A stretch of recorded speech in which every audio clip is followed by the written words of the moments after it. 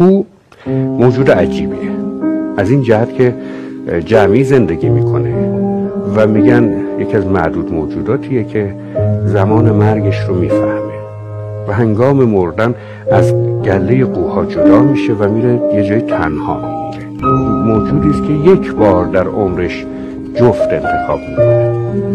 اگر انسانی نگاه کنیم یک عشق داره در طول زندگیش و نکته جالبتر اینه که او در دیدار با جفتش برای اولین بار شاید تنها بار آواز میخونه.